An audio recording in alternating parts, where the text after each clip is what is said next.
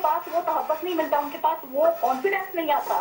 वो मुआशरे में लिख पढ़ तो जाते हैं, मुआशरे में बड़ी अच्छी जॉब भी ले लेते हैं, लेकिन जिस तरीके से उनके अंदर बात करने की सलाहियत या किसी सोच विचार की सलाहियत होनी चाहिए वो नहीं होती। मैं आपको ये बात कह दूं, इसलिए मैं दोनों हस्बैंड और वाइफ दोनों से मेरी इल्तिजा है कि प्लीज प्लीज आपने जब एक कदम उठा लिया है तो उसको पीछे मत ले जाइए, उसको जोड़ने की सलाहियत पैदा कीजिए, ना कि तोड़ने की सलाहियत पैदा कीजिए। क्योंकि देखें, हमेशा एक आदमी होता है और एक ही औरत होती है। आप अगर बाहर जाके सुकून की तलाश में रहते हैं तो वो सुकून आप अपने आप को घर में ला सकते हैं, ठीक है ना। और खवातीन से भी मैं यही प्रोत्साहित करूंगी कि प्लीज आप इधर उधर मत देखें, दीवारों को मत देखें, दरवाजों को मत देखें, हस्बैंड का इंतजार मत करें। आप अपने आप के अंदर वो सलाहियत पैदा करें जो कि खवातीन जो हैं वो यानी कि कुछ करने की सलाहियत रखें अपने आप में। वो अपने बच्चों को इस तरीके से ब्रॉडअप करें, इस तरीके से उनको तहफ़्फ़ुज़ दें कि उनको किसी चीज की जरूरत ही ना रहे, वो अपनी सोच को डेवलप करें, उनमें एतमाद पैदा हो। जी बिल्कुल। तो मैं समझती हूँ कि मेरा ये पैगाम है खवातीन के लिए भी और मर्द हजरात के लिए भी है, क्योंकि बच्चे जो होते हैं वो मासूम होते हैं, एक कलियां होती हैं और उनको जरूरत होती है। प्लीज उनको गर्मी, मुआशरे की गर्मी से बचाइए प्लीज। बहुत बहुत शुक्रिया जी, बहुत बहुत शुक्रिया, बड़ी खूबसूरत बातें की जी। एक और कॉल है जी हमारे साथ जी। अच्छा चलो, कॉल ड्रॉप हो गई है, फिर कीजिए। इसमें कोई शक नहीं है कि जैसे भी मैंने वही बात कर रहा था मैं आपसे डॉक्टर साहब के माँ बाप तो जैसे तैसे जिंदगी गुजार लेते हैं, माँ मजबूर है। हमारे यहाँ वो रिश्ते भी जो होते हैं वो रिश्तेदारों की बुनियाद पर होते हैं, मामी है, कुछ आती है, किस तरह। तो एक बंधन ऐसा होता है जिसमें जकड़ कर इंसान जो है वो बिल्कुल एक मुकय्यद हो जाता है, वो बाहर निकल नहीं सकता। अब वो कहते हैं मरता ना क्या ना करता, वो तो उन्होंने जिंदगी गुजारनी है।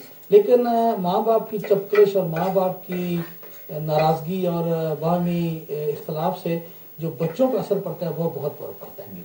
तो इसके लिए कोई अच्छा मशवरा देंगे? पहले तो जो बात है जो लास्ट कॉलर ने की कि एक तो बात ये कि ये जो डोमेस्टिक वायलेंस मियाँ बीवी के दरमियान नहीं है, वो भी हैं, ज्यादा वहां पर होती है, मगर हम तो वाइडर देख रहे हैं।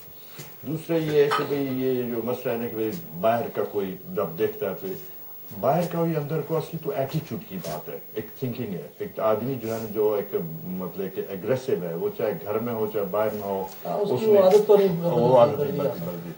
तो तीसरी बात है कि बच्चों की भी ये है कि देखिए इसका जो उनके मेंटल जो उनकी ज़हनी तौर पर जो परवरिश हो रही है उस माहौल में जो देख रहा है। मैं आपको बताऊं, पिछले एक प्रोग्राम में बताया था कि एजुकेशन पर के जब यूथ सर्विस में मैं काम करता रहा हूँ, बहुत से वाक़या होते हैं, मगर मैं अपना एक एक्सपीरियंस बताऊँ कि वो एक लोकल स्कूल में था, तो एक बच्चियों का स्कूल है, तो उसमें डिस्कशन जब होती थी तो एक जो बच्ची को सड़क पर देखा, उसने अपने बाप को कहा लुक एट दैट पैकी।